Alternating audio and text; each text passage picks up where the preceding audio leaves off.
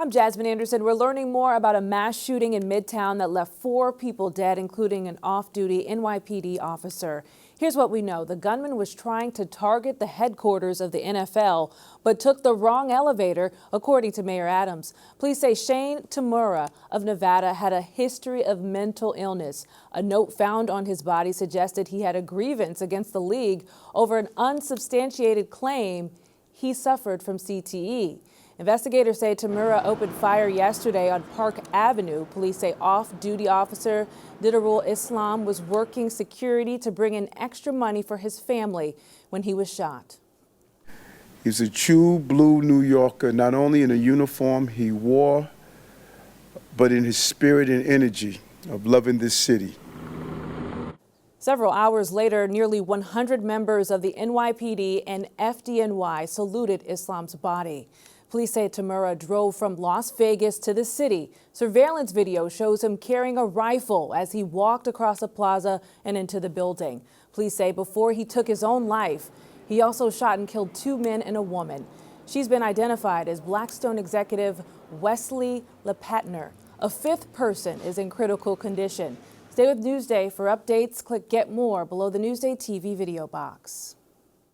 The man prosecutors say admitted to shooting a Suffolk officer and killing an acquaintance is expected in court today. Authorities say Nieves Reyes confessed to killing Eugene Allen with a machete last week in North Bay Shore. They say he then opened fire on officers at the scene, shooting one of them in the face. Only a Newsday, the town of Islip hitting the brakes on a warehouse project in Bohemia. It rejected a proposal for a Tesla service station. Developer received more than $2.5 million in tax breaks for the facility on Betts Highway. It's still searching for a tenant. The LIRR getting high marks from commuters. A new spring survey found 81% of riders are satisfied overall. It hasn't seen that level since before the opening of Grand Central Madison in 2023, which caused a major service overhaul and a plunge in ratings. Only a Newsday, a new theater in Glen Cove has a piece of Harlem history. 80 seats from the Apollo are being installed at the North Shore Community Theater. They were available because the Apollo is actually going through its own renovation. Your Tuesday weather now. It's day 2 of a heat wave. Sweltering heat and humidity will make it feel like it's close to 100 out there today. Here's a pretty sunrise at Windmill Bay and Beach in Sag Harbor, but don't let that fool you. Drink plenty of water. It is a nice day to be out there on the water, of course. That heat advisory is still active. Temps today top out in the low 90s, but it feels like triple digits out there. It's a similar story for Wednesday, the last day of the heat wave. The heat finally breaks Thursday, and we'll see some relief in the way of rain and thunderstorms at night. The end of the work week is wet, but the weekend is dry. Monday, it's sunny and cooler.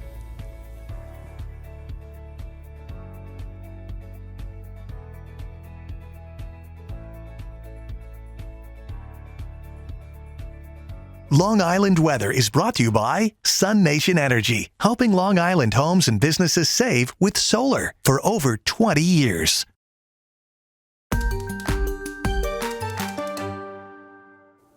Only a Newsday. A new report says despite financial troubles, former top NUMC executives spent thousands on expenses, including dining on lobster and Wagyu beef. Virginia Huey has a story.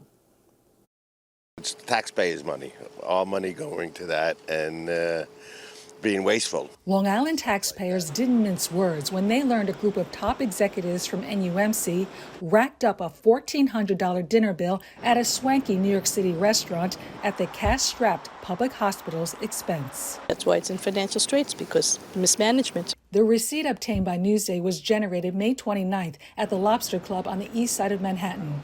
The receipt submitted for reimbursement shows several outgoing executives, including then CEO Meg Ryan, ate a $175 lobster and a $68 Wagyu steak, running up a $1,437 bill on the hospital's dime. The meal took place the night before the executive's last day on the job. That's not right. Not at all.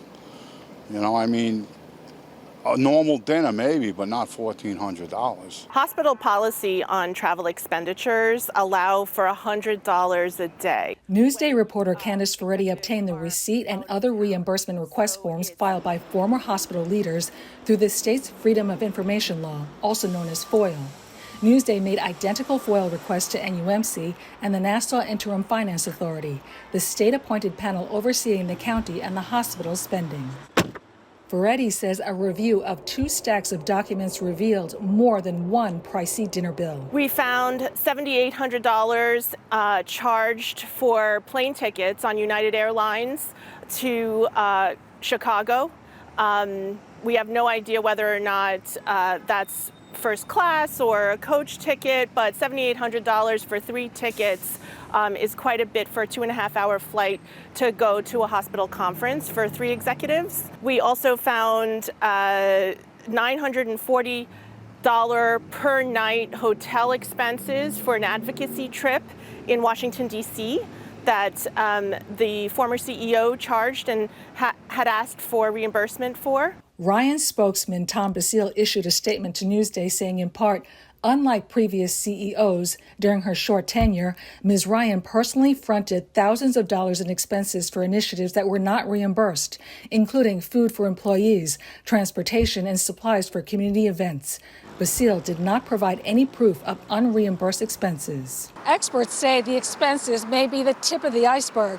An independent audit of NUMC's revenues and expenses is currently underway by a major accounting firm. NUMC is currently $1.4 billion in debt. NYFA Chairman Richard Kessel told Newsday this money was used for excessive luxuries that did nothing to improve the lives of patients who depend on NUMC for their health care. Nassau County Executive Bruce Blakeman declined comment. For Newsday TV, I'm Virginia Huey.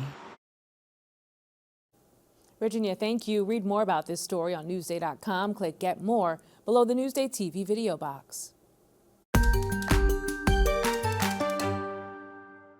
There's added joy on Broadway. I'm Elisa DiStefano with a look at a brand new musical based on a Long Islander's life story. This is Joy, a new true musical. And this is Joy!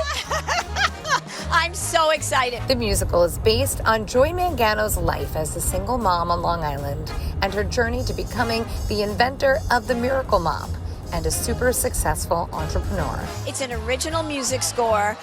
Ken Davenport wrote the story from my book, Inventing Joy, and it takes a completely different take on my life. The journey, nonetheless the same, but it feels very different, and really, it's for everybody. How do you feel sitting in the audience, watching your life come to life on stage? Well, I first have to say I'm glad they can sing and dance. It's so surreal and such an honor. I feel blessed. I truly feel blessed.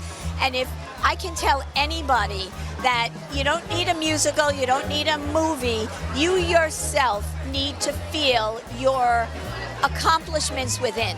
On stage, Joy is played by Tony nominee Betsy Wolfe. I just feel so lucky to be telling her story every night. I will not lie, I totally was one to watch HSN, QVC. They could have sold me anything. I loved it. I was like a kid who pretended to sell things in my bathtub. So the idea that all these years later, in some way, shape, or form, I've combined these two loves of mine, it absolutely blows my mind. I mean, I have the hangers.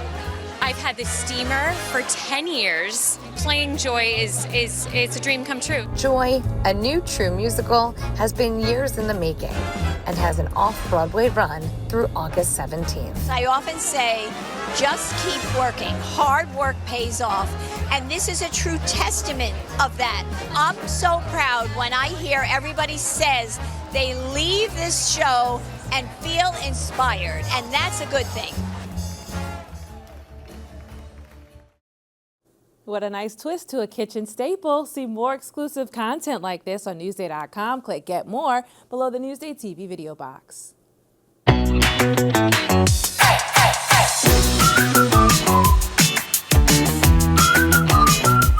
Grab your cones, we're making ice cream. At Snowflake Ice Cream Shop in Riverhead, owner Stu Feldschut says every scoop is a labor of love. Stu Feldschut, this is Snowflake Ice Cream. I've been here 37 years.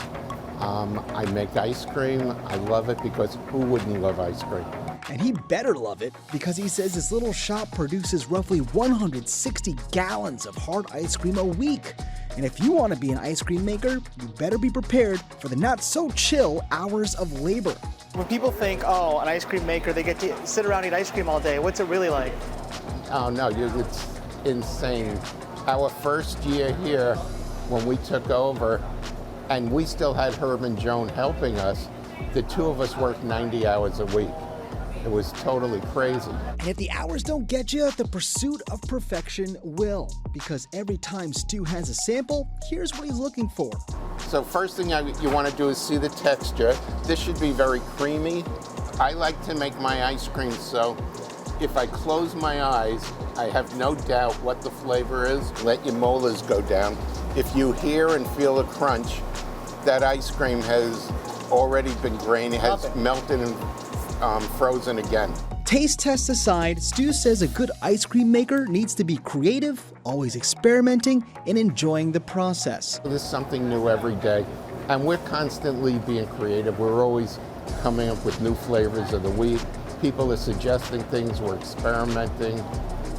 You know, I don't know how many times a week I come in and we have new stuff here that we're trying. Despite the many flavors and toppings that go with a good ice cream, you always have to ensure you're churning with care. It's fun, you know. People come here, people are happy to come here, and you just enjoy and do what you're doing. It's more, not that it takes great skill, it's just, you're serving people, people are happy, and you're serving the community. Ken Bufa, Newsday TV. Definitely cool off and get some ice cream today. Thank you, Ken. See more LI Works segments on Newsday.com. Click Get More below the Newsday TV video box.